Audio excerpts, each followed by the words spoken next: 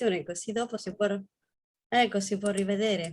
E allora grazie a tutti della partecipazione.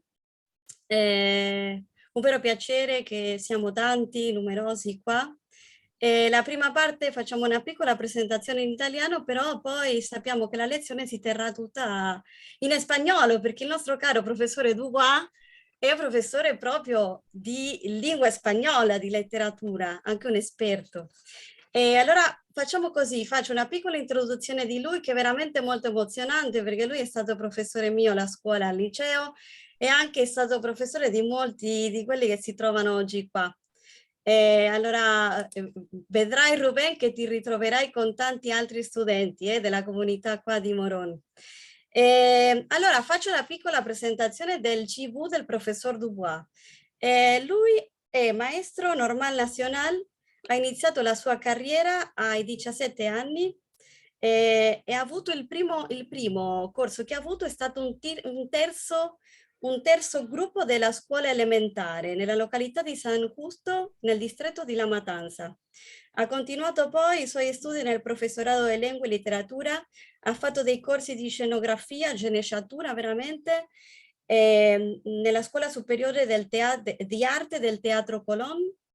Ha anche lavorato nel teatro, ha fatto poesia, ha lavorato con la poesia spagnola nell'Istituto Culturale Hispanico. Ha proprio studiato recita e regia teatrale con il maestro Villanueva Cose, è direttore teatrale, no? Direttore teatrale di Esperando la Carroza, Villanueva Cose, un'opera che oggi il professor Rubén Dubois sta proprio presentando, sta facendo le recitazioni, le ripetizioni. Ha realizzato moltissimi corsi e tanti workshop letterari legati al teatro espressionista e impressionista e al teatro latinoamericano. E ha molta esperienza lavorativa come docente nei diversi livelli della scuola, è stato anche personale direttivo, cioè ha lavorato nel collegio Corazón Eucaristico. Ecco, manteniamo i microfoni in silenzio, per favore, de Jesús de Aedo, il Don Bosco de Ramos Mejía e Emaús del Palomar. E è stato, credo che questa sia l'ultima cosa che ha fatto, una delle ultime, professore di giochi teatrali e drammatizzazione presso la facoltà di relazioni pubbliche, nella carriera di relazioni pubbliche della Università della Matanza.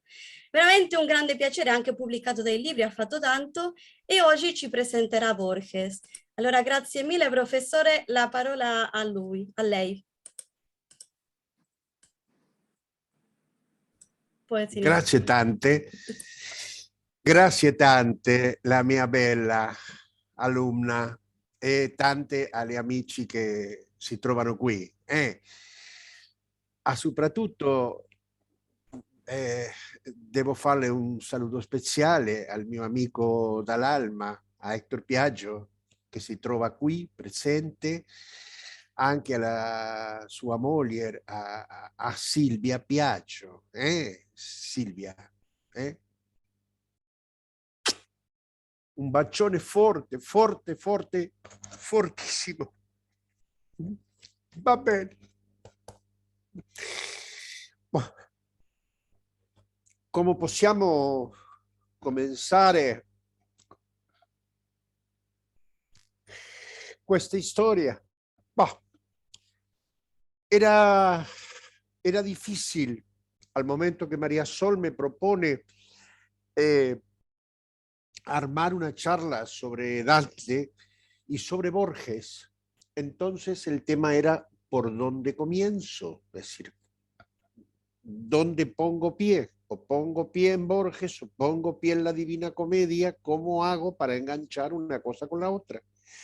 Y justamente por lo que acaba de decir Sol, puse pie en Borges porque es aquello en lo cual me siento más seguro, ¿no? Uno se siente más seguro en determinados temas. Y acá justamente es donde entra mi amigo del alma, Héctor.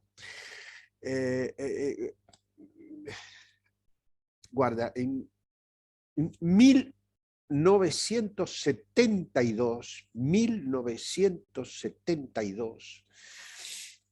se cumplían 100 años de la aparición de la primera parte del Martín Fierro.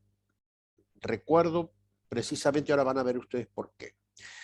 Dando clase en el colegio en el cual yo era profesor, él era maestro, después fui profesor y él era rector, estaba trabajando sobre Elegía de los Portones, una pequeña parte de Borges, de la poesía Elegía de los Portones, trabajando con los alumnos, habíamos trabajado distintos aspectos del lenguaje, más la gramática, bueno, todas las cosas que corresponden.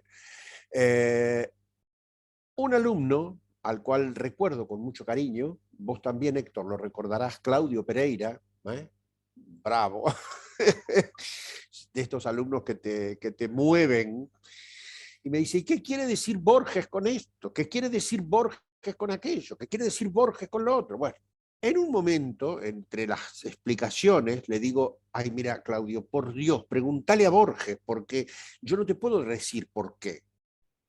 Bueno, toca el timbre del recreo, bajamos al recreo en el colegio parroquial, en el viejo colegio parroquial, que no era lo que es ahora, por supuesto, y lo que era la secretaría funcionaba también como sala de maestros, como punto de encuentro, como un pequeño lugar, porque era nada más que la casa parroquial adjunta a la parroquia.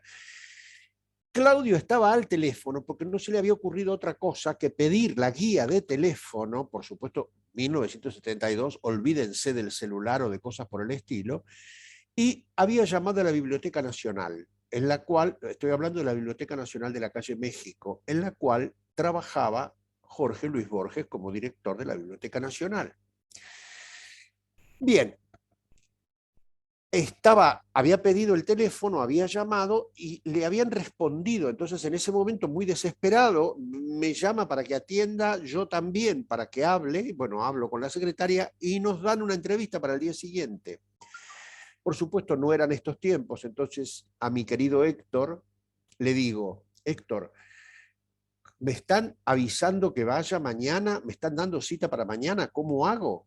Pues anda, bueno, anda era, no había necesidad en esa época de hacer la cantidad de papeles y las cosas que hay que hacer hoy para salir con los alumnos. Aquí que, bueno, con un grupo de alumnos, Guillermo Garberi, Santiago Herradón, Eduardo Macaluce, bueno, a quienes les quiero rendir un homenaje con esto, por supuesto Claudio y demás, y con un grabador geloso de cinta abierta. Grabador geloso de cinta abierta. Partimos desde la parroquia de Aedo, nos vamos hasta la estación de ferrocarril, tomamos el ferrocarril, llegamos hasta Caballito porque les encantaba andar en subte y querían ir en el primer vagón del subte. Así que subimos al primer vagón del subte. Por supuesto, yo no fui a la escuela, alguien, o Héctor o alguien, algún suplente, alguien habrá tomado el curso, y ahí nos fuimos, bajamos en la calle Lima y fuimos caminando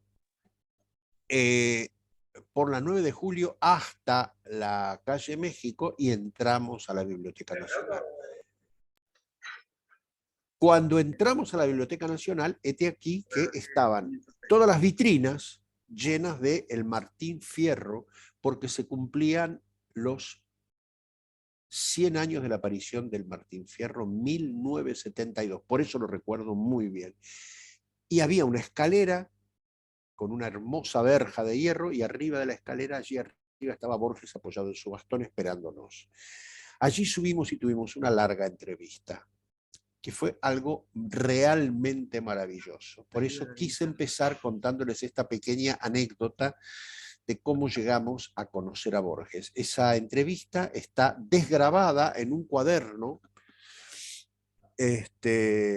y bueno, allí hicimos una serie de preguntas, los alumnos le fueron haciendo preguntas también, y estuvimos 3 horas conversando con Jorge Luis Borges. Así que este fue el conocimiento que tuvimos nosotros, el acercamiento personal, un tiempo antes, por supuesto, de morirse, y el año anterior a que él dejara ese trabajo. Así que ese fue el conocimiento que nosotros pudimos tener con Jorge Luis Borges. Querido Héctor, muchas gracias, muchísimas gracias por tu eterno, constante y permanente acompañamiento. Bien. Una de las primeras cosas, porque el motivo de nuestro encuentro tiene que ver con Dante Alighieri, uno de los motivos por los cuales yo empiezo a acercarme a Dante Alighieri a través de Jorge Luis Borges es por lo siguiente. A mí me llamó poderosamente la atención un poema de Jorge Luis Borges que dice así. Este poema se llama Remordimiento. Dice, he cometido el peor de los pecados que un hombre puede cometer. Ya, claro, yo todavía no me daba cuenta, pero evidentemente acá ya estaba alumbrando algo, ¿no? El tema del pecado, ¿no? He cometido el peor de los pecados que un hombre puede cometer. No he sido feliz. Y dice que los glaciares del olvido, y acá aparece Dante, que los glaciares del olvido me arrastren y me pierdan despiadados. Sigue el poema. Mis padres me engendraron para el juego maravilloso y arriesgado de la vida, para la tierra, el aire, el agua, el fuego. Los defraudé, no fui feliz. Cumplida no fue su joven voluntad. Mi mente se aplicó a las simétricas porfías del arte que entreteje naderías. Me legaron valor, no fui valiente. Y no me abandona, siempre está a mi lado la sombra de haber sido un desdichado. En mi mente quedó dando vueltas, ¿qué era esto de los glaciares del olvido? Claro, ¿qué eran los glaciares del olvido?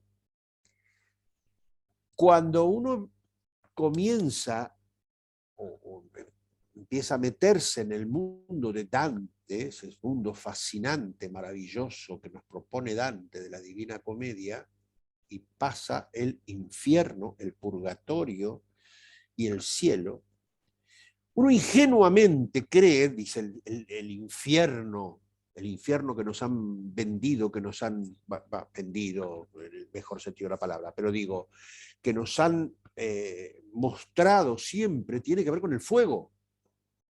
Infierno, el fuego, ¿no? Pero en Dante no está el fuego. ¿Qué hay? Y por supuesto pueden responder, los invito a que respondan. ¿Qué hay en el fondo del infierno? No hay fuego. ¿Qué hay? A ver. Frío. Frío. Muy bien. Hielo. ¿Por qué? ¿Por qué Dante pone hielo? Porque es la ausencia de la vida. Porque el hielo es como un freezer, te congela en toda tu maldad. En cambio, el fuego, ¿dónde está el fuego? En Dante.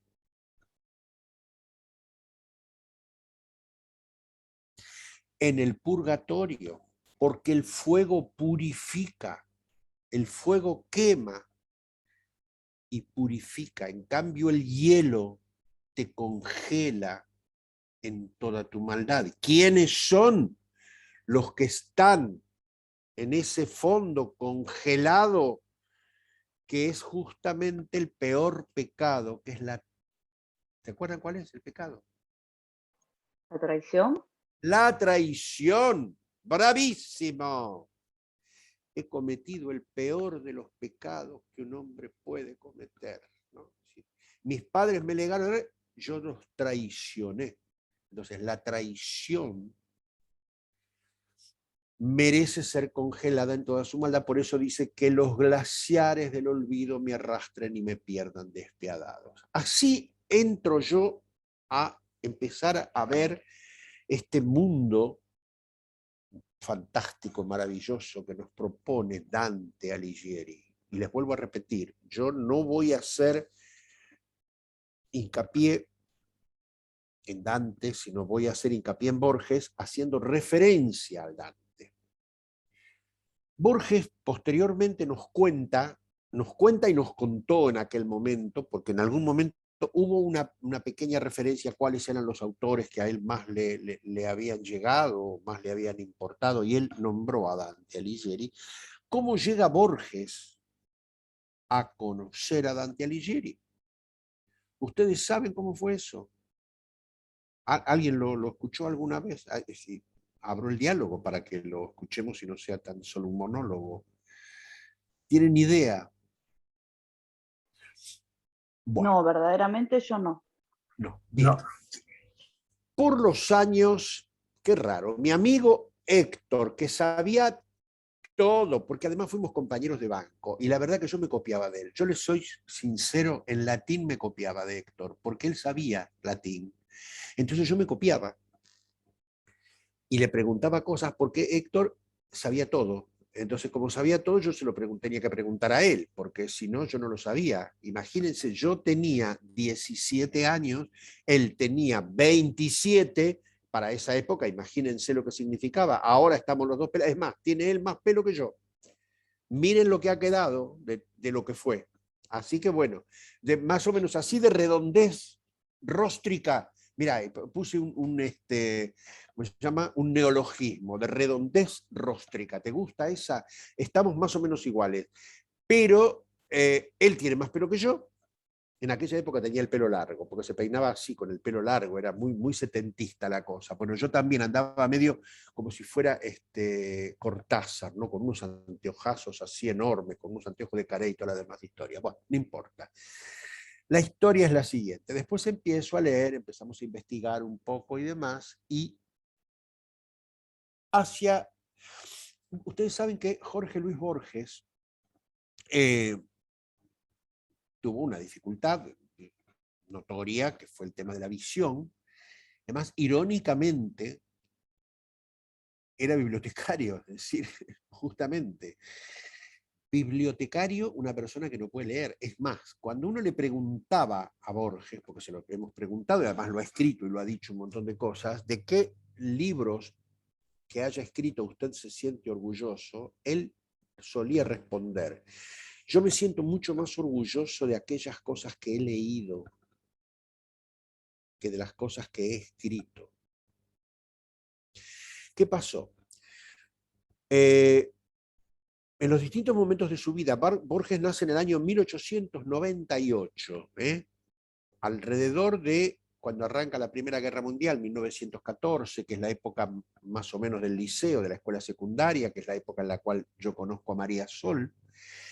Su familia se traslada a Europa. Justamente se estalla la guerra. Cuando estalla la guerra, Borges lo instalan, lo ponen pupilo, en una escuela en Suiza. Claro, Suiza era un país neutral en el cual se podía estudiar. Es decir, Suiza fue el gran, digamos, el gran hospital de la Primera Guerra Mundial, ¿no? Entonces, un poco la familia estaba seguro en ese lugar. Termina la guerra en el año 18, y bueno, sobrevienen una serie de cambios muy grandes, como por ejemplo, bueno, Rusia al separarse un año antes, por lo menos en el 1917, de que termine la guerra para resolver sus problemas internos, y ya sobreviene posteriormente la revolución bolchevique, el nacimiento del comunismo, etcétera, etcétera, y todo lo que va a pasar después en Rusia, y el nacimiento del comunismo, etcétera, etcétera. La familia se traslada a Barcelona, de Barcelona van un tiempo a Mallorca, él ahí toma contacto con el tema del ultraísmo, y en el año 1922 Borges vuelve a Buenos Aires, es decir, nosotros volvemos a tener a Borges en Buenos Aires en el año 1922. Él había hecho, por supuesto, una serie de lecturas, su papá era profesor de filosofía, tenía una enorme preparación, y él empieza a tomar contacto con la intelectualidad argentina, trayendo todas las novedades de lo que significaba el ultraísmo europeo. Había tomado contacto con lo que era el ultraísmo europeo en aquellos años. Forma parte de los orígenes de la revista Sur. Y hacia los años 30, que también son muy significativos para la República Argentina por varios motivos. Primero, porque, bueno, el primer golpe militar que nosotros tenemos lo tenemos en el año 1930. Con respecto a esto, Borges va cambiando tiene diversas ideas políticas y diversas adiciones. Lo cierto es lo siguiente. Hacia el año, y no olviden que en los años 30 había una figura importantísima, que era la figura de Leopoldo Lugones. Es decir, el cetro de la literatura argentina lo tenía sin duda Leopoldo Lugones, todavía no lo tenía Borges. Borges era un niño en esa época, digamos, 30 años todavía. Por supuesto que tenía sus encuentros con Bioy Casares, su amistad, ¿no? Con Victoria Ocampo, el tema de la revista Sur, qué sé yo, y es nombrado director de una biblioteca en Almagro. Y ahora vamos a cuento de qué es el tema de la Divina Comedia. Siendo director de la Divina Comedia, siendo director de... lo que pasa es que me llamó la atención porque estaba escuchando un ruido y me doy cuenta que tengo la ventana abierta y está lloviendo. Entonces me llamó la atención, digo, ¿qué es esto que pasó? Algo que dejé prendido, y no es algo que dejé prendido. Es la ventana que dejé abierta y está lloviendo. Así que bueno, la lluvia es algo que ocurre en el pasado, cae o caerá, ¿no? Dice Borges. Así que está ahora ocurriendo esto en el pasado, esas gotas que caen y son pasado inmediatamente. Bueno, resulta ser que Borges, cuando va a trabajar a esta biblioteca de Almagro, viajaba, él ahí toma contacto con una Divina Comedia y le llama la atención, lee. Entonces, ¿qué pasa? Se compra una Divina Comedia, compra una Divina Comedia usada en 3 tomos. Y todos los días él viajaba desde su casa, porque lo dice él, yo lo leí porque lo dice él, viajaba hasta su lugar de trabajo leyendo la Divina Comedia en tranvía. Y ahí él va conociendo justamente la Divina Comedia. Dice así, como al azar, ¿no? En el año 1937, él catalogaba libros y en los ratos libres se dedicaba a leer. Porque él después escribe un prólogo a una traducción de la Divina Comedia y después escribe ensayos.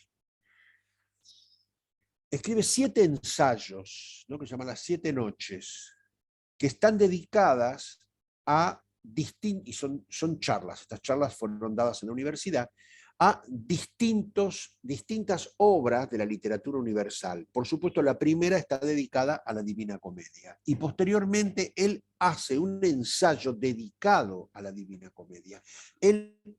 Perdón que lo voy a buscar porque él cuenta cómo fue su encuentro. Dice así. Cuando leí por primera vez la comedia, me dejé llevar por la lectura. He leído la comedia como he leído tantos otros libros menos famosos. Quiero confiarles que ya estamos entre amigos y ya no estoy hablando con todos ustedes, sino con cada uno de ustedes. La historia de mi comercio personal con la comedia. Todo empezó antes de la dictadura. Yo estaba empleado en una biblioteca del barrio de Almagro, vivía en Las Heras y Pueyrredón. Tenía que recorrer los lentos y solitarios tranvías del largo trecho desde ese barrio del norte hasta Almagro Sur a una biblioteca situada en Avenida La Plata y Carlos Calvo. El azar,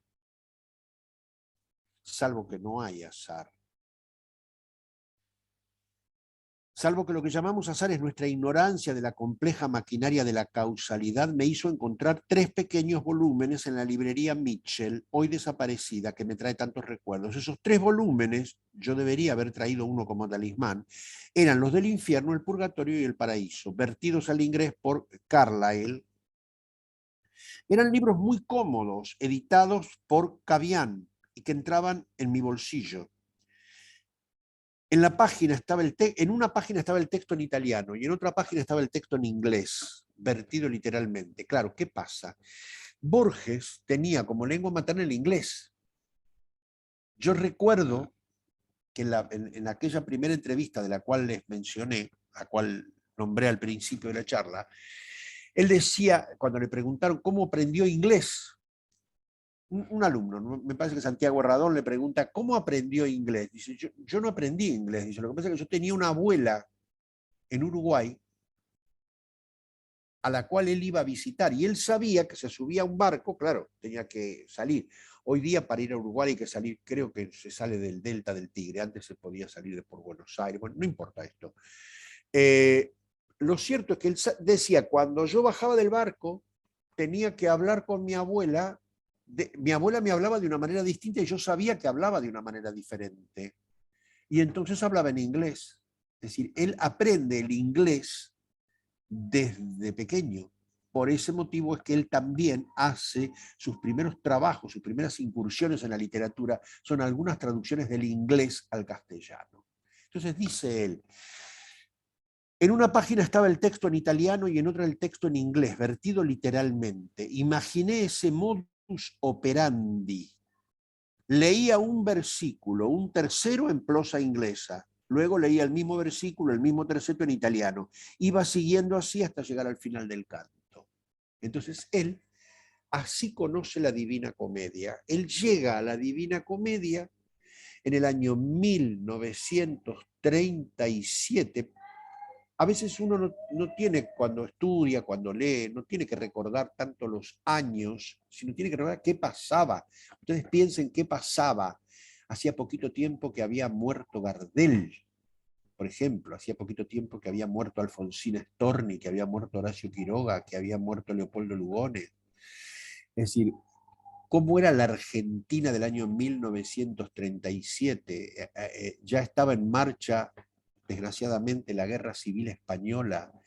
Estaban apareciendo los totalitarismos nacionalistas en el resto de Europa, Hitler, Mussolini, Franco. Así, todo esto estaba pasando en la época en que Borges toma contacto con la Divina Comedia, que después va a resultar tan importante para el resto de su obra, ¿no? Así él llega a esto.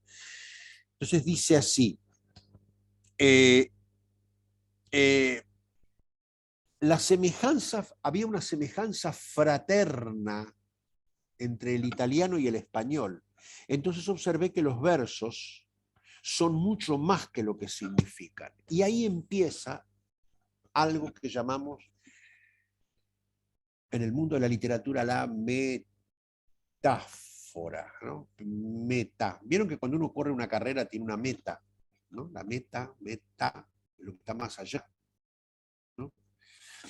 Cuando dicen, bueno, vos en tu vida, ¿cuál es la meta que vos tenés? Lo que está más allá, lo que vos querés alcanzar, a lo cual vos querés llegar. Bueno, en la literatura se llama metáfora a ese otro significado que las palabras tienen, que va más allá del significado literal de la palabra misma. Entonces, esto es un disparador maravilloso que le va a servir a Borges, que por supuesto lo venía trabajando ya, estaba muy elaborado por todas las lecturas que él había hecho, sobre todo de inglés y de francés, pero evidentemente va a ser alimentado por lo que es la lectura de Dante y su Divina Comedia, porque si hay algo que caracteriza a la Divina Comedia es precisamente la metáfora, lo que está más allá. Fíjense ustedes, por ejemplo, a pesar, todos sabemos, sin haber ahondado, quizás ni haber leído completamente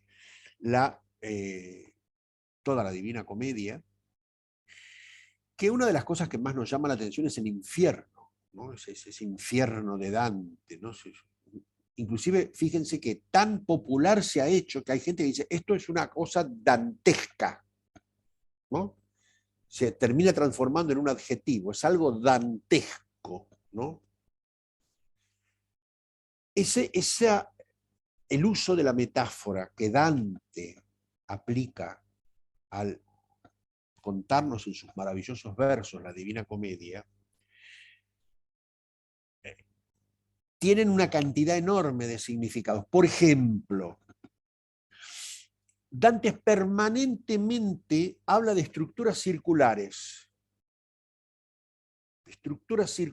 que pueden ser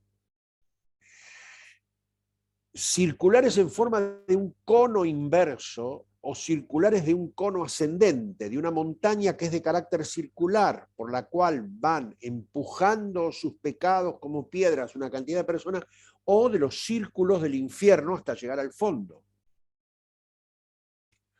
Uno de los más bellos, pero bellos, maravilloso, divino, excelso, sublime cuento de Borges, ¿cómo se llama? Las ruinas circulares. Las ruinas circulares. Ese cuento es un cuento en el cual, porque acá se juntan muchas cosas, es decir, se empiezan a entremezclar una cantidad de metáforas, ¿no?, que van más allá del significado que tienen. Porque, por supuesto, un elemento clave en la obra de Dante es el sueño, la ensoñación, la pesadilla, porque toda la obra es un sueño, es un gran sueño que él tiene. Él sueña con Beatrice Portinari, él lo sueña. Además, y bueno, ya casi, perdonen, pero se me van mezclando las cosas, y ahora vamos a volver al tema de los círculos. Él hace otra cosa más, que es lo mismo que hace Dante en la obra, porque Dante es el autor, pero Dante es el personaje. Inclusive él es un personaje que se encuentra y él está en un lugar determinado de la Divina Comedia. Este desdoblamiento de autor-personaje es un desdoblamiento que aparece en Borges permanentemente. Es decir, por ejemplo, en El Otro, que es una obra de Borges, hay un cuento, hay poemas y demás, donde él se encuentra consigo mismo o se sueña a sí mismo y pierde la dimensión de cuál es la realidad y cuál es la ficción. Bueno, voy a volver a Ruinas Circulares. Lo que pasa es que ahí en Ruinas Circulares se junta todo. Por ejemplo, Ruinas Circulares es un cuento que comienza así, desde el principio. Primero, ruinas circulares. Comienza con un epígrafe que está escrito en inglés, pero dice: ¿y si él dejara de soñarlo, qué pasaría? Claro, ¿qué pasaría con ese personaje si alguien dejara de soñarlo? Evidentemente el personaje moriría, desaparecería, porque quien le está dando, es decir, todo esto lo estoy agregando yo, porque simplemente dice, ¿y si él dejara de soñarlo? En realidad, ese de si él dejara de soñarlo está tomado de Alicia en el País del Espejo, no está tomado de Dante, pero sí la idea del sueño que se sueña a sí mismo. En la obra de Lewis Carroll, en Through the Looking Glass, es decir, en Alicia en el País del Espejo, tanto en Alicia en el País de las Maravillas hay un sueño, y en el Through the Looking Glass también, Alicia en el País del Espejo. Esto nos lo puede aclarar nuestra querida y hermosa Silvia Piaggio, que maneja muy bien el inglés. Perdonen que nos nombre a otros, pero no los conozco. Yo conozco a María Sol, a Héctor y a Silvia.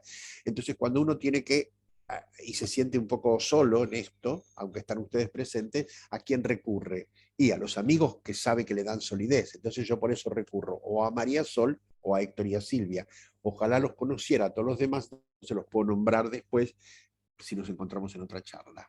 Digo, Silvia es profesora de inglés, entonces sabe perfectamente bien qué es esto Through the Looking Glass, que es a través, tampoco hay que ser un genio en inglés, ¿no? Porque tampoco lo soy y no lo seré nunca, más que What Time Is It, Between the Window y This Is a Piece of Chalk, no sé mucho más, no se lo vayan a creer tampoco, ¿eh? Así que bueno, pero Through the Looking Glass es a través del espejo. Bueno, ahí en ese a través del espejo aparece qué pasaría si dejara de soñarlo, y evidentemente, ¿ustedes leyeron el cuento Ruinas Circulares? La verdad, vamos, charlemos. En esto estamos, en una charla, a través del espejo, a través del espejo no, Ruinas Circulares. Ese cuento es un cuento fascinante, maravilloso, para mí, Casa Tomada y Ruinas Circulares son dos cuentos perfectos y a la deriva. No son cuentos así, son hitos de la literatura. En Ruinas Circulares hay una persona, un ser que no sabemos tampoco quién es, que viene por un río fangoso, desembarca, además utiliza unas frases, dice, en la unánime noche, ¿no? La noche es unánime, es decir, no queda duda que es noche, es todo noche, noche, noche, muy negro, muy noche, es la unánime noche. Desembarca en un lugar y viene con un cometido, que es dormir y soñar, y tiene que soñar a un individuo, y acá Borges maneja la ironía que también la maneja Dante, ¿no? Con una ironía brutal, dice, con un hombre, con un alma que mereciera participar del universo. Por supuesto que lo no dicho es lo más importante, porque decir, bueno, entonces quiere decir que hay almas que no merecen participar del universo. Bueno. Este hombre viene con el propósito de dormir y soñar, y se encuentra en medio de un recinto, desembarca a orillas de un río, donde hay un recinto circular, ¿no? Como es circular el infierno, ¿no? De Dante. Entonces, él duerme y sueña a un hombre. Bueno, pasan una serie de cosas en el cuento. Él empieza a soñar con un montón de alumnos, dice, millares de alumnos fatigaban las gradas, las caras de los últimos pendían a varios lustros de distancia, y en un momento determinado dice, le fue dando clases, le fue interrogando, y los fue licenciando, digamos, los que no aprendían los fue dejando de lado porque no merecían participar del universo. Entonces dice, hasta que se quedó con uno.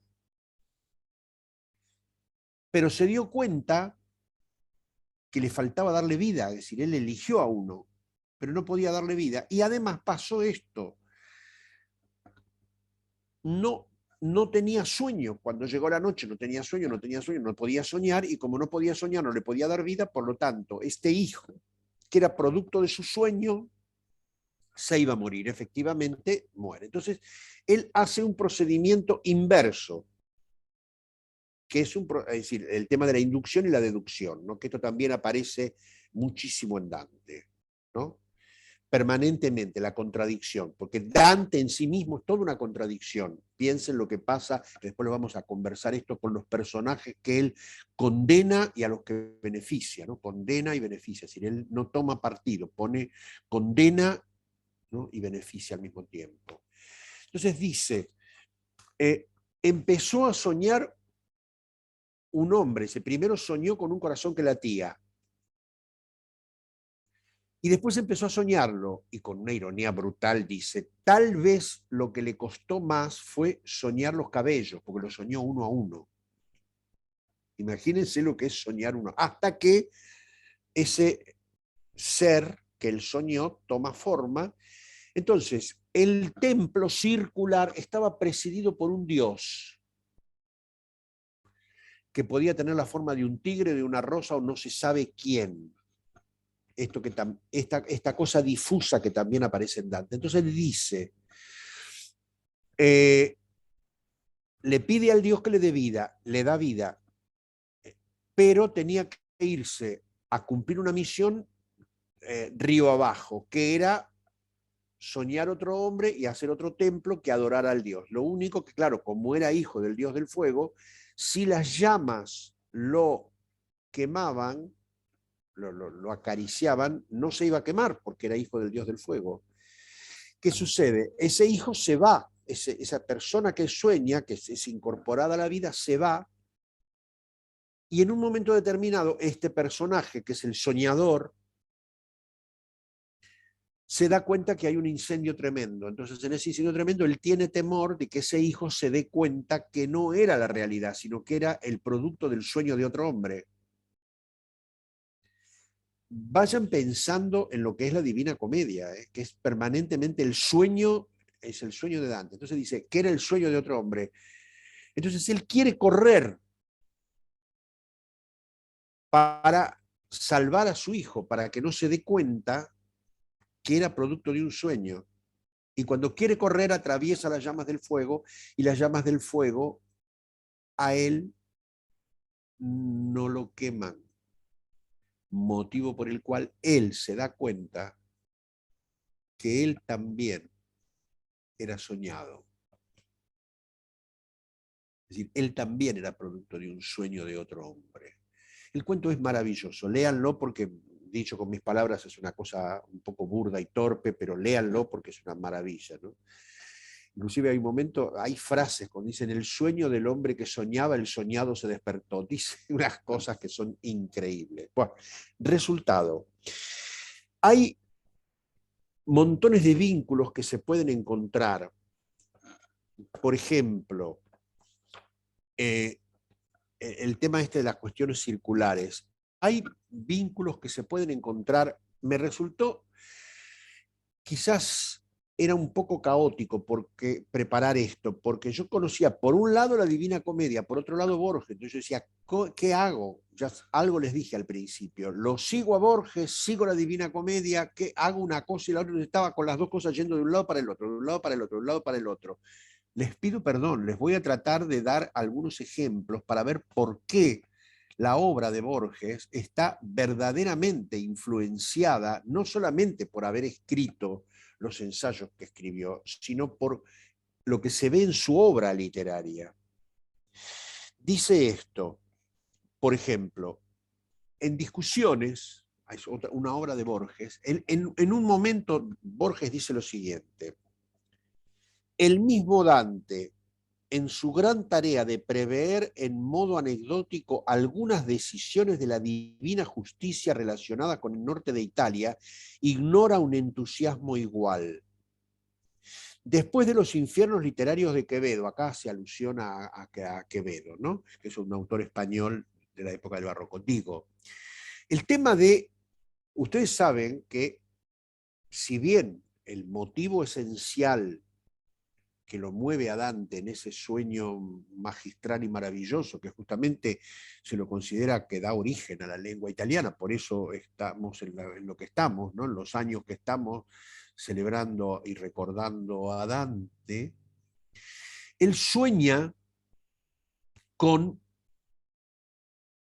ir a encontrar a quien fue su amada, que en realidad fue una mujer a la cual él amó, pero que en realidad fue rechazado por ella, porque Borges la conoce. Además, Borges. Dante es una cosa extraña, porque, por ejemplo, según cuentan, es muy difícil, piensen que para el año 1200 es un poco difícil entender los años exactos, pero según se cuenta, Dante conoce a Beatriz Portinari cuando tiene 9 años. 9. Piensen lo que significa el número 9. 3 por 3, 9. Posteriormente, 9 años más tarde, él se enamora de ella, pero 9 años más tarde, ella se casa con otra persona. Y Borges, otra vez, bueno, ese es el tema. Y Dante escribe algunos poemas de amor a esta mujer a la cual era producto de su sueño. Y algunos se conocen. Imagínense, por supuesto, no es que los subía a internet, ni que los ponía ¿cómo se llama? En Facebook, ni cosa por el estilo. ¿Cómo se podían llegar a conocer? Bueno, se llegarían a conocer porque además ni imprenta había siquiera, si se conocían. Y llegó a oídos de Beatriz Portinari el hecho de que él estaba escribiendo versos que la alababan a ella como mujer. Entonces ella, en realidad, cuando se la volvió a cruzar otra vez y él la quiso saludar, lo despreció. Porque claro, había puesto digamos, en conocimiento del mundo el nombre de esta mujer, que era una mujer casada. Posteriormente, ella muere y luego, destruido, él escribe la Vita Nuova, ¿no? Que es otra obra de Dante Alighieri, que es como una especie de cuestión preparatoria, y ahí vuelve a utilizar una metáfora maravillosa que utiliza varias veces, la utiliza Dante y la utiliza Borges muchísimo, que es la flecha. La flecha disparada. ¿Saben ustedes qué es la flecha? ¿Qué es la flecha para Dante? Porque él ni siquiera dice es como una, porque si yo digo como es una comparación, porque yo tengo A es como B. Ahora, si yo digo es una flecha, no digo el primer término, estoy diciendo directamente la flecha. ¿Saben qué es la flecha? Es el tiempo. Si uno se pone a analizar, se da cuenta inmediatamente por qué motivo. ¿Por qué les parece a ustedes que la flecha, tanto para Dante como para Borges, puede ser una metáfora del tiempo? ¿Qué les parece? ¿Por qué? Jamás se detiene. Perdón. Jamás se detiene. Y además, ¿cómo Porque va una flecha? atraviesa. Claro, y además, ¿cómo va una flecha? ¿Lenta o rápida? En un ¿Cómo va? sentido, hacia Rápida, adelante. tiene una dirección. Hacia adelante. Tiene una rapidez Y es enorme. veloz, muy veloz. Exactamente, veloz como el tiempo, ¿no? Y Que no acá retorna. el no retorno y además el famoso Héctor, gracias mi vida, tempus fugit. Mírame ahora cómo digo latín, ese latín que vos me soplabas, tempus fugit. ¿Vos te ibas a imaginar alguna vez que siendo viejos los dos, bueno, vos estás hecho un pibe, pero digo, tempus fugit, el tiempo se fugó, pasó como una flecha. No sé si esta flecha que es el tiempo, ¿no? El tiempo es una flecha que pasa rápidamente. Esto aparece muchas veces, ¿eh? El tempus fugit. El tema de aparecen cosas como, por ejemplo, a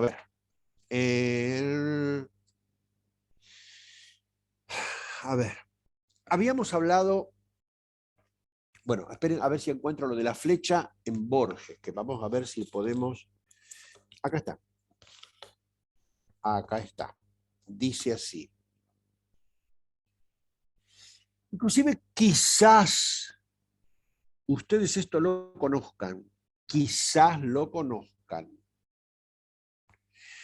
Porque ustedes saben que algunas poesías de Borges se les puso música y se cantaron.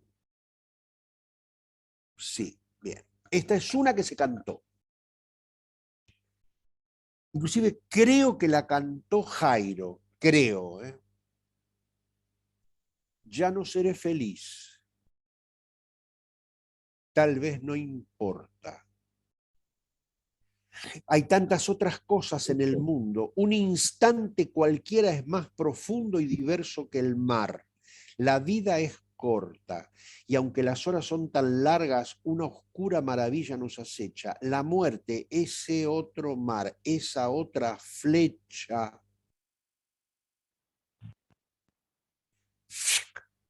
Esa otra flecha que nos libra del sol y de la luna y del amor.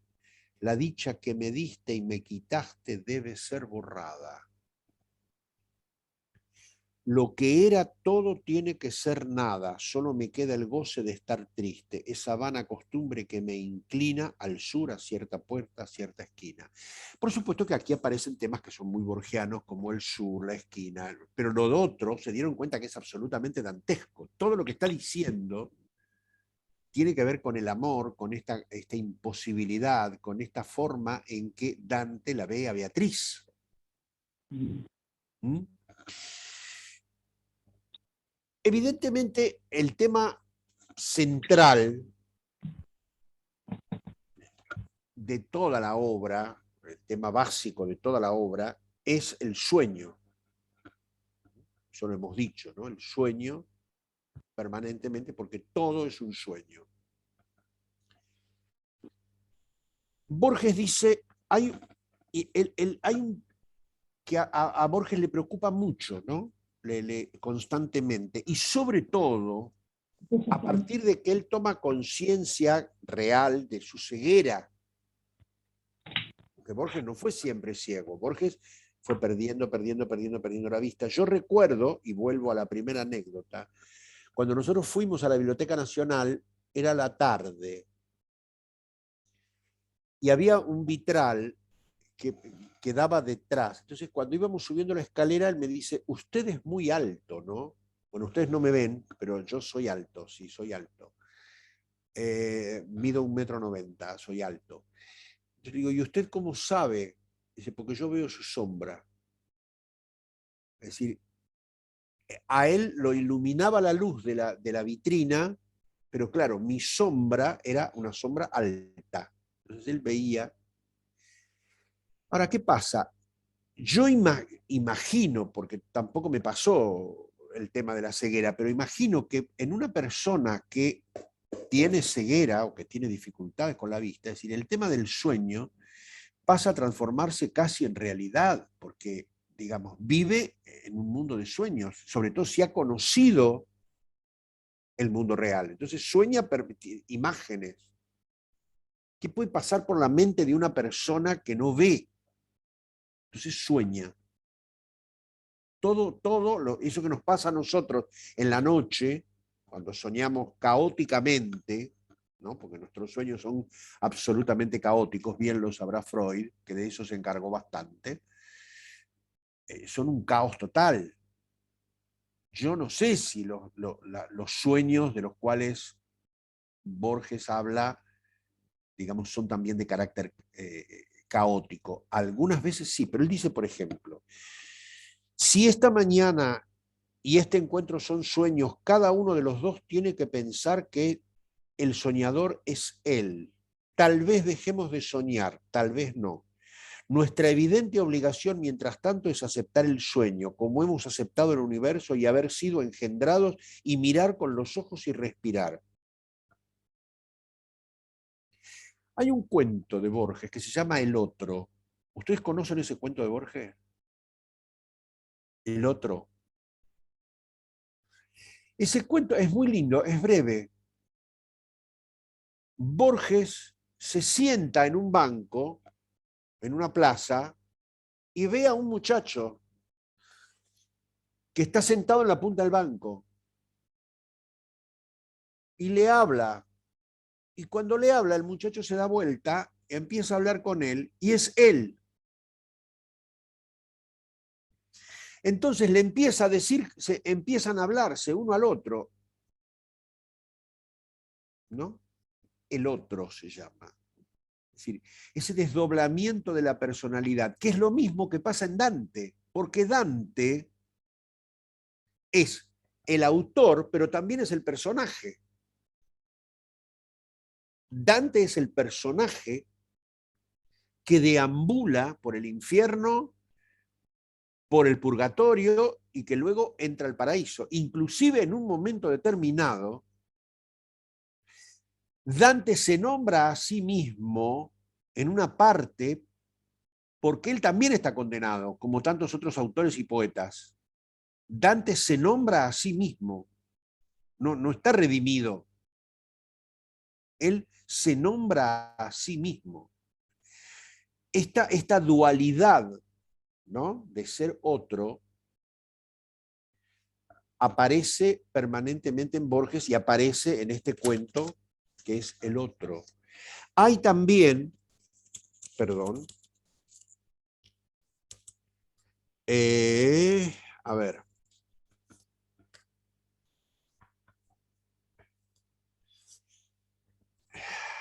bueno, esta cuestión de la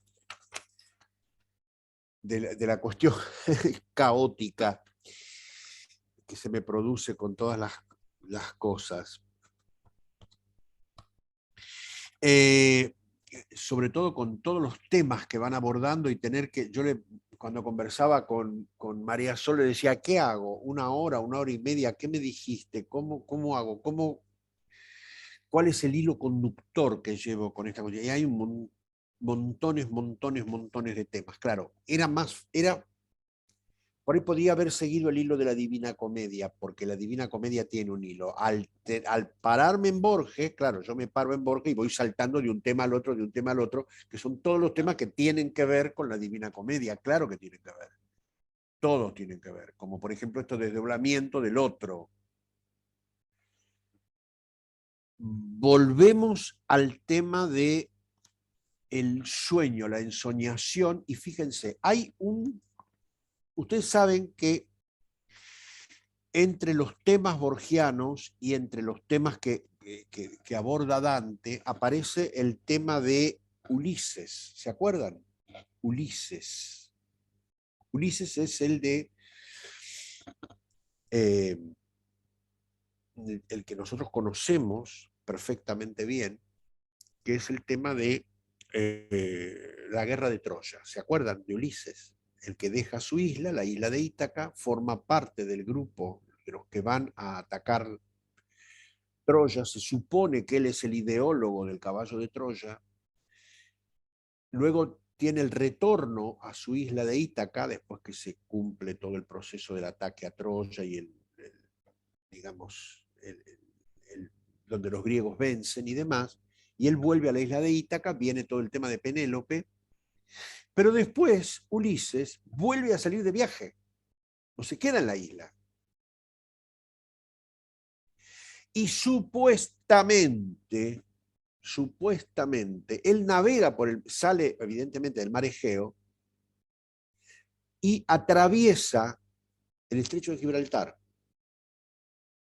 No nos vamos a meter ahora en Dante, porque hay una ubicación geográfica, uno puede hacer una ubicación geográfica perfectamente, según el mundo conocido de Dante en el año 1300 o 1290, ¿no? Lo que se conocía del mundo en esa época, que se conocía hasta ahí. No es que el mundo no existía, el mundo existía, era redondo, no hacía falta que descubrieran América ni cosa por el estilo, pero digamos, América existía con sus aborígenes, hayan estado los vikingos o hayan venido del Asia o hayan venido de donde hubieran venido, pero había gente, es decir, y pasaban montones de cosas. Lo que pasa es que nosotros nos ha llegado a nosotros, con esta cultura, digamos, occidental, fundamentalmente una visión muy europeizante. Entonces, por eso nosotros tenemos una enorme formación donde lo grecorromano tiene una importancia fundamental. Entonces, ahí aparece Ulises. ¿Qué pasa? Ulises atraviesa el estrecho de Gibraltar y luego se encuentra en un mar que lo traga.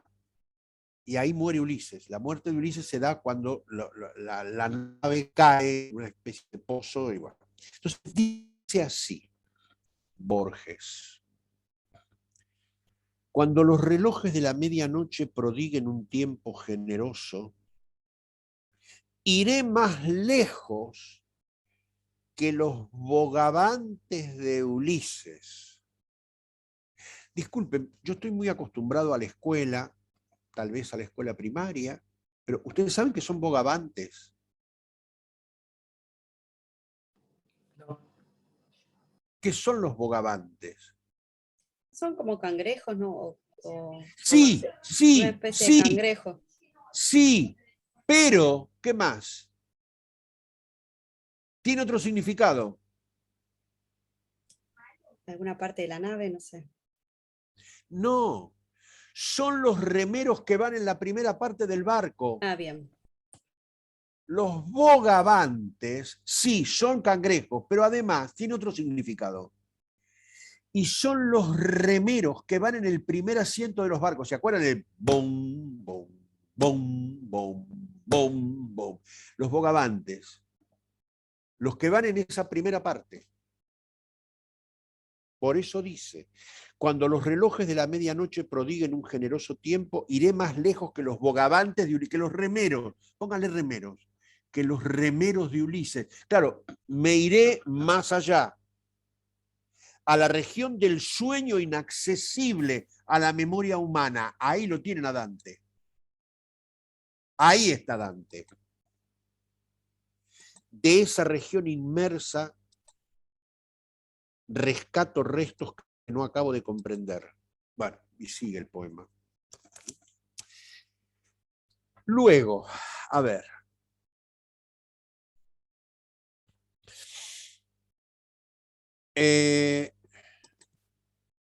Voy a saltar y voy a volver por un momento al infierno, que es esa parte tan maravillosa de Dante. Infierno de Dante, ¿se acuerdan, no? Hace un momento nombramos y dijimos qué es lo que había en el fondo del infierno. ¿Qué había? Hielo. Hielo. Bien. ¿Por qué? Hielo. Los glaciares. Claro. ¿Y qué pasa? ¿Qué pasa con el hielo? Congela la maldad. Exactamente, lo mismo que pasa con el freezer. Vos en el freezer pones la carne, el churrasco que yo hice, te queda congelado.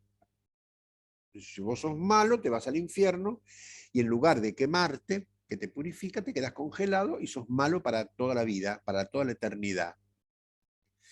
Ustedes saben quiénes están. Héctor, vos lo sabés. Héctor, no te calles ni te quedes mudo, ¿eh? Porque estás mudo como una momia, como decía en Esperando la carroza. No te quedes ahí muda como una momia griega. Y no era la momia griega, porque la momia era egipcia, pero el personaje lo dice, ¿qué te quedás ahí? Habla, largalo, no te quedes mudo como una momia griega. A ver, ¿quiénes eran los que estaban ahí en el congelados? Los traidores. Muy bien, la traición. ¿Y quiénes eran? Héctor, Sí, sí. Héctor tiene que activar el micrófono. Eso. Dale, Ah. actívalo. Lo dijo, yo lo escuché, le vi la boca. Judas es el máximo traidor. ¡Claro! Claro, sí. Porque traicionó a Jesús. Judas, Casio y Bruto. Judas, Sí, Casio y Bruto. sí. Judas es el máximo traidor. Por eso están ahí. Judas. Entonces, dice así. Yo voy a leer solo una parte de este poema, no todo porque es muy largo, pero miren lo que dice. Si una mujer comparte mi amor, mi verso rozará la 10ª esfera de los cielos concéntricos. ¿Ven? Si una mujer comparte mi amor, mi verso rozará la 10ª esfera de los cielos concéntricos. Si una mujer desdeña mi amor, haré de mi tristeza una música. Si un alto río que siga resonando en el tiempo, viviré de olvidarme. Seré la cara que entreveo y que olvido. Seré Judas que acepta la divina misión de ser traidor. Seré Judas que acepta la divina misión de ser traidor. Esto es de Dante, lo saca de ahí. Porque esta concepción de la traición y de Judas, ¿de dónde la saca? La saca de Dante. Porque además no es un invento nuestro, lo dice el mismo Borges, lo dijo, lo escribió, lo recontraescribió, lo analizó, dio charlas, hizo ensayos. A ver, yo no quise ir directamente a los ensayos, pero Borges tiene ensayos dedicados directamente a la Divina Comedia. Es decir, yo no fui a los ensayos, tomé la poesía y tomé la obra, porque si no es como fácil la cosa. Es decir, y obviamente si yo hago un ensayo sobre la Divina Comedia, y seguro que voy a encontrar una cantidad de puntos. Yo lo que quería encontrar eran cuáles son aquellos poemas o aquellas historias o aquellos aspectos que nos dan muestra de la enorme influencia que ejerció la Divina Comedia sobre nuestro poeta, nuestro escritor, nuestro narrador, nuestro Borges, porque en definitiva fue esto. Bien, a ver, por aquí.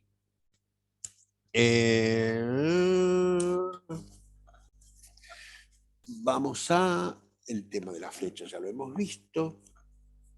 Vamos a tomar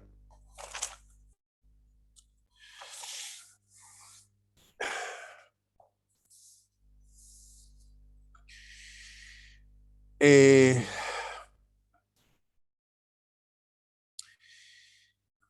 discusiones. Hay una obra, ustedes saben que Borges se caracterizó por escribir. ¿Ustedes me escuchan bien? ¿Me escuchan? Sí, Borges se caracterizó por escribir cuentos, poesía y ensayo. Borges no escribió novela. Borges no, por lo menos que se sepan y que se hayan difundido. Borges no escribió novela. A veces es muy difícil decir, bueno, ¿y qué es un ensayo? ¿Qué es un ensayo? Por supuesto que cuando uno dice la palabra ensayo, voy a ensayar tal cosa, uno inmediatamente remite a una obra de teatro, ¿no? Estamos ensayando estamos ensayando una obra de teatro. El ensayo no se refiere a una obra de teatro en el ámbito de la literatura. El ensayo se refiere a un género literario, tal como puede ser el género lírico, el género dramático, el género narrativo, que en la Argentina ha tenido, que es un género, algunos dicen que es un híbrido, ¿no? Porque el ensayo es un híbrido que parece que está a mitad de camino entre una cuestión, un texto de carácter o un discurso de carácter absolutamente informativo y un texto literario, digamos. El ensayo tiene la particularidad de abordar un tema, analizarlo, pero hacerlo con categoría literaria, con recursos literarios. Nosotros hemos tenido uno de los grandes ensayistas, y lo nombro porque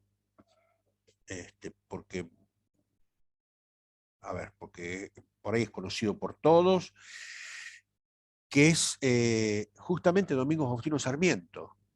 Hay un ensayo que es Facundo, Civilizaciones y Barbarie, cuando dice, sombra terrible de Facundo, voy a evocarte para que ensangrentando el polvo que cubre tus cenizas te levantes a explicar. Es decir, él va a escribir sobre Facundo y además le está dando una categoría literaria supina. Probablemente Facundo Quiroga, que además era su enemigo, tiene la dimensión que tiene porque se la dio Sarmiento.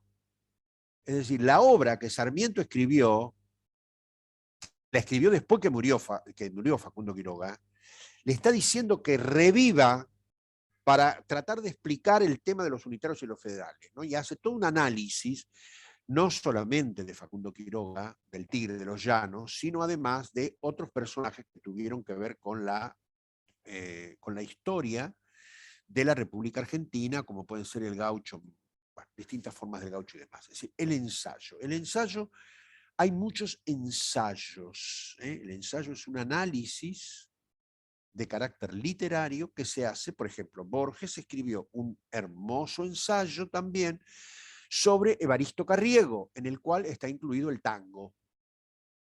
Bueno, él tiene ensayos, por ejemplo, Discusiones, es un ensayo. Y ahí él dice lo siguiente, en un momento, habla del infierno. Usted piense que si dice infierno, la asociación es inmediata, infierno, Dante. El mismo Dante, en su gran tarea de prever en modo anecdótico algunas decisiones de la divina justicia relacionadas en el norte de Italia, ignora un entusiasmo igual. ¿Qué pasa? Cuando dice esto, dice la divina justicia relacionada con los infiernos literarios, con lo que pasaba en el norte de Italia, se refiere a las guerras que había en el norte de Italia con los ugolinos y todas esas historias en las cuales participó Dante. Dante intervino en esas guerras. Ustedes saben que Italia fue prácticamente uno de los últimos, Italia y Alemania fueron los últimos países que se unificaron, porque estaba absolutamente fragmentado, ¿no? Los reinos que seguían todavía con aquella vieja cuestión, si se quiere, medieval, y eran reinos que se enfrentaban unos a otros. Entonces, bueno, cuando él dice acá, el mismo Dante en su gran tarea de prever en modo anecdótico algunas decisiones de la divina justicia. ¿Por qué dice, qué dice acá? Primero, que lo nombra Dante claramente. Segundo, evidentemente Dante hace un juicio, porque Dante hace un juicio sobre las personas, es decir, algunos lo ponen en el infierno, a otros lo ponen en el purgatorio y otros están en el cielo. Es decir, él los está enjuiciando, vos estás acá, vos estás allá, vos estás allá. Es bastante conocido el episodio de Francesca de Rimini, ¿no? De Paolo y Francesca, que es un episodio muy bonito, digamos, muy bonito porque es muy, digamos, es como una novela dentro de la misma historia, pero él se cuida muy bien, inclusive de no juzgarlo, porque acá aparece algo que es compartido con Borges, es decir, ¿y cuál es la cosa? La historia es, Dante condena porque la pone en el infierno, pero al mismo tiempo se compadece. Es decir, es una especie de oxímoron, ¿no? Es decir, los condena porque de hecho se los encuentra en el infierno, ella está ahí. ¿Por qué? Y porque ella estaba casada y se enamoró del cuñado, y después el marido terminó matándola, a ella y al cuñado. Ella evidentemente cometió, miren, justamente ahora que está tan de moda el tema este con la señora, ¿cómo se llama? Del calzoncillo ¿se acuerdan que empezó con el calzoncillo de Maradona? Que resulta que, según me enteré, parece que no fue el calzoncillo de Maradona. Sí, sí fue, pero no como ella lo dijo. Parece ser, porque yo estuve haciendo alguna investigación, que el tema fue que ella estaba en un hotel donde estaba Maradona, y había también un representante de Maradona. Entonces ella se quería meter a la pileta y no, parece que no tenía la parte de abajo. Poco le habrá importado, pero ella vio la oportunidad. Entonces dijo que si alguien le podía pasar un short para meterse en la pileta, y entonces le trajeron un calzoncillo que era de Maradona.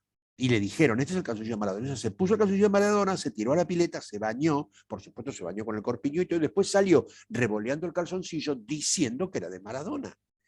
Es fascinante esa historia. Yo digo, ¿dónde la habría puesto Dante? Y ahora entró la otra, que era la que había estado también ¿se acuerdan con la historia con Pampita que habían dado por ahí en el coso aquel del carro donde se hacen las filmaciones y todo lo demás, que decía que estaba con ese otro Vicuña, que tiene una cara de nada y sin embargo parece que las mujeres andan todas locas por él? Bueno, estas historias han pasado, no solamente ahora, digamos, el mundo está lleno de estas historias, gracias a Dios y la Virgen, porque estas historias permiten que no nos enteremos de la cruda realidad que nos circunda. Entonces las páginas de los diarios se llenan de todas estas historias, pasan horas y horas y horas. Fíjense que nosotros estamos hablando de Dante, de la Divina Comedia, y le dedicamos un espacio, unos minutos, a hablar de la China Suárez y de la Guandanara, que finalmente terminó pasando lo mismo que le pasó a Icardi con ella, porque en definitiva ella estaba casada con el otro y ella lo conocía perfectamente, andaba, y resulta que antes estaba casada cuando lo conocía y se hicieron, bueno, las cosas que se hicieron, pero el amor es así, ¿qué le van a hacer? Así que bueno, ahí esto le pasó a la Francesca de Rimini, va que se enamora del cuñado, el marido la encuentra y ¿qué hace? Los mata a los dos. Ah, esto es maravilloso. Ahora me acordé, es maravilloso por lo siguiente, porque ahí aparece otro tema interesantísimo, que es el tema de la sangre. Lo que pasa es que son tantos temas. Bendito sea Dios y la Virgen Santa. A ver, ¿dónde está el? Acá está. Fíjense, esta es una maravilla.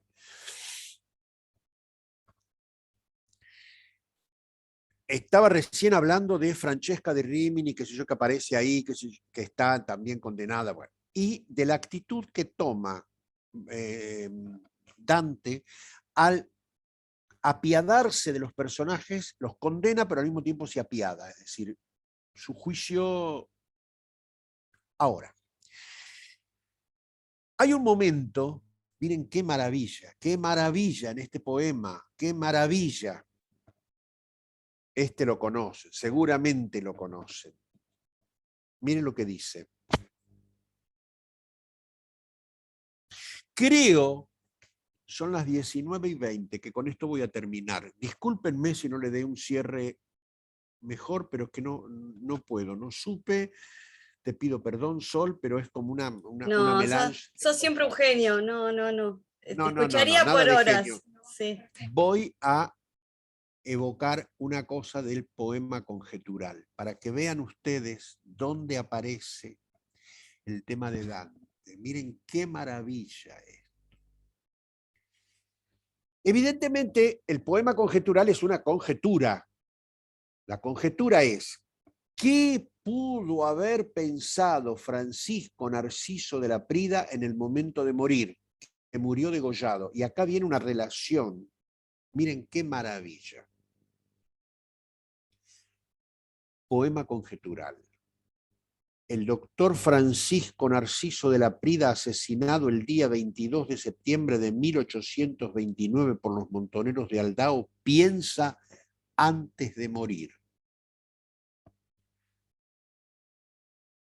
Borges es, zumban las balas en la tarde última. Hay viento y hay cenizas en el viento. Se dispersan el día y la batalla deforme y la victoria es de los otros. Bueno, sigue el poema. En un momento dice esto, pues no lo leo todo. Dice, huyo hacia el sur por arrabales últimos. Dice, como aquel capitán del purgatorio, dice así, como aquel capitán del purgatorio que huyendo a pie y ensangrentando el llano, fue cegado y tumbado por la muerte, donde un oscuro río pierde el nombre. Esto dice Borges en el poema conjetural. No les leí todo el poema porque es demasiado, pero vuelvo a repetir. Como aquel capitán del purgatorio que huyendo a pie y ensangrentando el llano fue cegado y tumbado por la muerte, donde un oscuro río pierde el nombre, así habré de caer. Él lo piensa en primera persona. Claro, Bonconte de Morfeltro, que fue un gibelino de la época de Dante, murió en la batalla de Campaldino en el año 1289 y murió degollado. Y caminó y ensangrentó el llano el poco tiempo que le quedó después de haber sido degollado. Es fascinante esto, porque fíjense lo que dice, como aquel capitán del purgatorio que huyendo a pie y ensangrentando el llano, y cuando dice, donde un oscuro río pierde el nombre, bueno, obviamente no puedo hacerlo, pero, por ejemplo, muchas veces él hace alusión a la barca de Caronte y a la laguna Estigia y al río que los separa. Esto es decir, es infinito, como es infinita y maravillosa la Divina Comedia, y como es infinito y es maravilloso Borges, y como es infinito el libro de Arena, el tema del infinito aparece permanentemente y todas estas cosas, y fue infinita la paciencia que ustedes me tuvieron durante 1 hora y media para escucharme decir toda esta sarta de tonteras y de poesías. Así que bueno, yo les agradezco en principio a vos, Sol, que sos un sol, te lo dije, y como es tu hijo, porque lo he visto y es un sol también, sos una maravilla. A ustedes por haberme escuchado, a mis queridos amigos que siempre me acompañan, a la hermosa Silvia, que es como la Beatrice Portinari, la hermosa Silvia, que ahora está por suerte, está muy bien, que se había roto una pierna, la pobre, que andaba ahí medio renga, y a mi querido Héctor, porque les digo una cosa, la mayor parte de las cosas que dije me las enseñó él. así como lo ven calladito y muteado, con el micrófono apagado, él me las enseñó, porque el genio es él. Y si yo aprendí algo, lo aprendí por osmosis.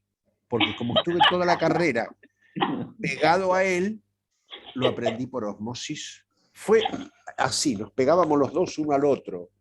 El único problema, ¿saben cuál era? Que me dormía. ¡Bien! Que a veces se me quedaba dormido y yo lo miraba y lo tenía que codear porque se quedaba dormido. Así que bueno, pero hemos hecho toda la carrera sentados uno al lado del otro para después seguir trabajando juntos, para seguir andando por la vida, para seguir compartiendo hijos, padrinazgos y finalmente encontrarnos con queridos alumnos como vos y con personas hermosas como todos ustedes que esta tarde casi noche, se dignaron a escucharnos y a compartir. Así que si quieren hacer algún comentario, decir algo, estamos escuchando. Esta parte es para ustedes. Perdonen si fui caótico, pero bueno, caótico como... Yo soy caótico y además el caos de Borges y además porque Dante era muy organizado, tenía una organización perfecta, era perfecta, es perfecta la organización, hasta la del cubo, que habla del cubo cuando cae. Bueno, hay tantas cosas para decir de esa perfección con la que organiza la obra, que es impensable, es una perfección matemática, calculada, perfecta, maravillosa. En esos 100 cantos, que son en realidad 99, que son 33, 33, 33, más los versos de 3, más todas, bueno, es una cosa realmente insospechada cuando uno piensa y en la época en que fue escrita. Así que bueno, acá el caótico vengo a ser yo. Así que bueno, Sol, si querés decir algo, Sí, querés hay preguntar. hay otros exalumnos acá, tuyos. Sí, yo. Bueno, Nancy no la conozco, pero Magdalena Cráfuli, estaba Ale Balsuani, Florencia Campagna, que ahora se desconectó, que era mi compañera, mi mejor amiga. Y... Se debe haber aburrido como se aburrían No, en la tenía que ir a clase. trabajar, no, pero... No, y también, Rubén, yo quiero decir algo. Además está acá Dante escuchándote. Ay, yo Nancy, quiero decir que acá estoy con Patricia D'Alessandro, sí. somos del grupo de Marcela Barcia, de Patricia Morelo. Uy, qué ricas, qué hermosas. Hermoso, hermoso voz. Como nos Re- contaste. sí, Yo como- hermoso. No, yo fui pintoresco. Yo fui pintoresco. No es lo mismo. Que era como una cosa, como una apariencia, digamos, ¿no? Es como una Pero cosa siempre así. tan claro y tan Sí. con ese amor que... Apasionado. Apasionado. En todo tu relato. La verdad que fue muy, muy agradable. Bueno, muchas gracias. Pero si yo me hubiera enterado de esto cuando era joven, ¿saben los ejercicios que hubiera hecho? Me vengo a enterar ahora que soy viejo. Sí, No, no. bueno. Me vengo Tiene a lo enterar suyo. ahora. Por eso gente de tantas edades te quiere tanto, ¿no? Sol, que es tan joven, y nosotros que ya somos ya de 60. Y yo tengo 71 ya, 71 y en Como pandemia, y zafé del COVID, zafé de la quemadura, zafé de tantas Es cosas, cierto. mi vida. De los gobiernos, de los procesos militares, mira de todas las cosas, y no quiero seguir hablando porque si no me voy a meter en camisa de 11 varas, cosa que no quiero, pero digamos, todavía sigo zafando un poco. Gracias. Bueno. Gracias. No, perdón, realmente ha sido una charla muy interesante y muy instructiva. Y ahora, recordando así, uno de mis hijos del Eucarístico fue alumno suyo. Así es, sí. Estábamos recordando eso, digo, Dubois, y le decía, antes de la charla, le decía a mi señora, ¿no será? Y sí, en efecto, usted ha sido profesor en el Eucarístico de uno Bueno, de... le pido disculpas. No, por favor. No, al contrario, porque siempre lo elogiaba. Sí, Los realmente adolescentes son así, ¿vio? Los adolescentes. era uno de los profesores que tenía mucho feeling con los alumnos, realmente. Así que ha Es sido un que gusto ellos realmente lo tenían escucharlo junto con mi conmigo. señor. ¿Cómo, ellos perdón? ellos lo tenían conmigo. Era Por mutuo. eso, por Era eso me mutuo, hacían era mutuo. feliz. Este, Así que bueno. No, la verdad que interesantísima la charla, ¿eh? Y sobre todo muy instructiva. Acá está el joven. ¡Uy! ¿Cuánto tiempo? Luis. Miralo, qué grandote y con barba. Y ya, todo. ya tiene sus 40. Pero yo lo perdí todo y mirá vos cómo tenés de todo. Claro. Nada. Acá tengo una falta de la foto. ¿Qué te parece? Bueno, muchas gracias. Muchas Nada. gracias, querido. Muchas gracias. Estoy escuchando acá igual así de reojo porque ya me tenía que ir. Recién cené y me tengo que ir a trabajar, si no me quedaba escuchando la charla. Bueno. Escuchaba que hablaban delante. Bueno, un abrazo. Gracias, querido. Gracias. Muchas gracias. Un abrazo grande. Bueno. Profesor Dubois, Bueno. yo no lo conocía y realmente fue un placer escucharlo. Me quedaría, como dijo Sol, horas. Sí. Fue súper agradable. La locuacidad, la sapiencia y la ¿Usted lo simplicidad. de locuacidad lo dice por loco? ¿A qué se También. refiere con locuacidad? Dígamelo, porque total estamos pantalla de por medio. Así que no hay problema. No, creo que no usé mal la palabra, la facilidad de expresión. No, bien No, bueno, usado. un placer, realmente. Muy agradecido, muy agradecido. Profesor, yo soy alumna de Sol. Quería decirle, profesor, que yo me llamo Alba, soy alumna de Sol, y me encantó la charla, me pareció usted muy simpático, y quiero agradecerle porque además de buscar esa conexión con el Dante, que tanto estudiamos con Sol, ha sido maravilloso que usted nos acercara tanto a Borges. Muchas gracias, muchas gracias, muchas gracias. Realmente, muchas gracias. Es un placer. Bien. Sí, Bueno. quedamos buenas tardes. Subyugados, le agradecemos. Ay, subyugados, una mujer subyugada a esta altura de mi vida, pero bendito sea Dios y la Virgen. Yo sabía que algún día lo iba a lograr. Yo sabía. ¿Es una mala palabra? ¿Es una mala palabra? Me van a retar. Tiene que ver con Bueno, Qué pero es la verdad. Es la verdad. Subyugar a alguien. Qué maravilla. Me dan ganas de seguir estas charlas, pero bueno, le hacemos una propuesta de una continuidad, porque realmente Y su ustedes no forma saben lo que hubiera acceder. sido si estaba Héctor a mi lado. Si estaba Héctor Bueno. acá sentado, hubiera Miramos. sido la joya total. Porque ese que está ahí en pantalla, que yo lo veo que se rasca el brazo, sabe mucho más que yo. Lo que pasa que él se calla la boca y va topa adentro, topa adentro, topa adentro. Pero él es maravilloso, es inteligente y es mi amigo. Y lo Ya quiero. estoy en las aguas del olvido.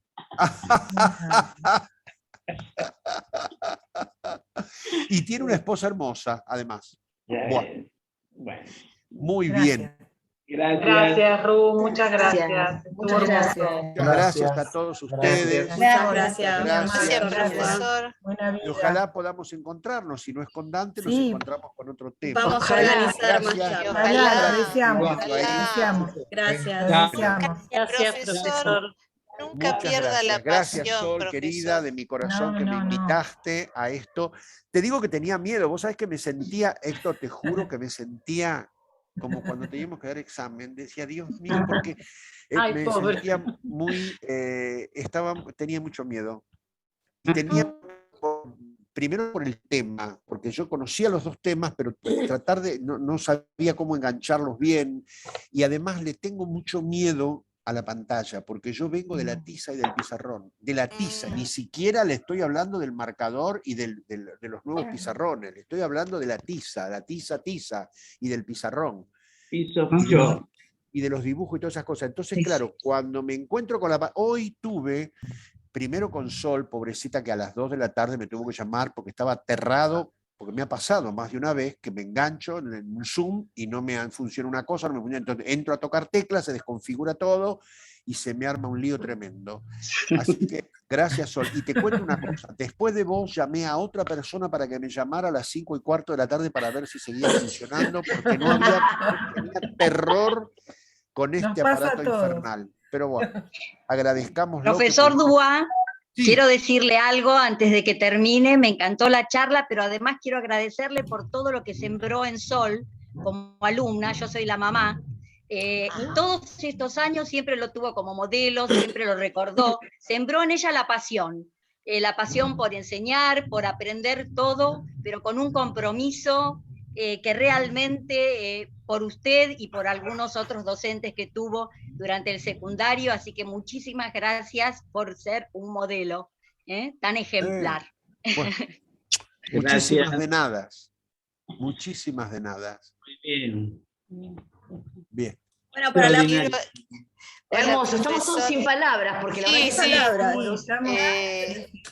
El lío de papeles, profesor, quiero decir que lo comparto y lo entiendo muchísimo, y eso lo hace apasionado, y eso lo hace, le hace a uno tener ganas de recepcionarlo más y más, porque se nota que ha trabajado con una cosa y con la otra. Realmente, a mí personalmente, para mí Borges es una cosa novedosa, porque nunca tuve acceso a él, pero realmente me ha acercado. Hoy me ha acercado, voy a empezar a buscar cositas de Borges por usted.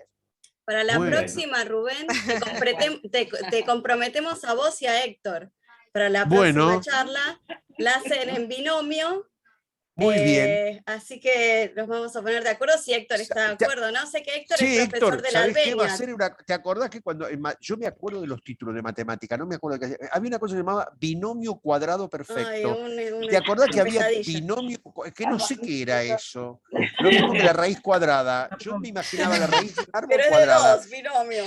El cuadrado de un Binomio monomio, cuadrado perfecto el sería, cuadrado ¿no? del primer monomio más el doble Ahí nos producto, el primero ponemos. por el segundo, más el Por segundo el al cuadrado. por el primero, por el segundo.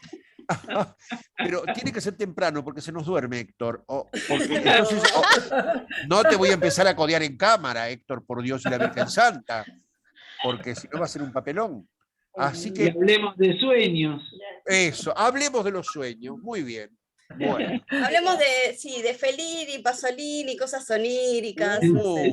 Uy, por Dios, qué maravilla, del cine italiano, del neorrealismo, sí, qué hermosura. Hoy estábamos charlando un poco con Sol, porque partieron también, vaya a saber en qué círculo están. Yo creo que deben estar cerca del fondo del infierno, pero fueron encantadores amigos, Carlo Cirilli, mi amigo de Italia, que fue un artista plástico maravilloso y que me acercó justamente a Ana Magnani, a Pier Paolo Pasolini, a todas estas cosas, e inclusive, y bueno, y ahora ya nos despedimos, me invitó a hacer un viaje que nunca, jamás en la vida podré olvidar, que fue un viaje al Yemen. Estuvimos 15 días en el Yemen, que es una cosa fascinante y creo que muy pocas personas han podido entrar al Yemen. Hoy, por supuesto, está absolutamente prohibido, no se puede por las guerras que hay, tremendas, la gente tremendamente... Y la sensación es que bajás del avión y es como si te tragara el túnel del tiempo y entraras a la Edad Media. Y yo cuando le pregunté a Carlos, mi amigo, le digo, Carlos, ¿pero por qué al Yemen? Y él me contó que Pasolini le había contado que había filmado ahí, fue uno de los primeros en ir, él ahí firmó parte de, me parece que fue, no sé si fue Los cuentos de las mil y una noche, alguna cosa así, lo filmó en el Yemen. Fue un director de cine, bueno, que conocerán, Pier Paolo Pasolini, y era amigo de él, como lo fue también, bueno, les decía, Ana Magnani, como lo fue Marcelo Mastroianni, como lo fueron tantos que estuvieron en su casa y compartiendo la mesa. Así que bueno, muchísimos besos. Gracias, profe. Muchísimas gracias. Gracias por organizar. Gracias, queridos. Gracias, Sol. Gracias. Besos, Ru. Muchas gracias. Gracias, Chao. Sol. Nos Chao, vemos. Nancy, bella, hermosa. Hermoso estuvo, Ru, hermoso. Y Dante Gracias, escuchó un bonita. montón también. Bueno, Precioso. y como Dantecito ella tiene su Dante, un Dante divino que tiene ahí al costado, que tiene unos anteojos. Recién me pero dijo, como- él es el que me dice pestaña. Claro, pero además el Dante tiene unas pestañas que no se pueden imaginar lo que es. Le tuvieron que hacer unos anteojos especiales porque no le entran por las pestañas tan grandes que tiene. El Dante, me lo quiero comer al Dante. Dante, te mando besos y Nancy, te quiero un montón. Y a todos, muchísimas gracias. Hermoso, por haber- Ru, estuvo. Gracias. Gracias, profe. Gracias. Gracias. Hermoso, Dante divino.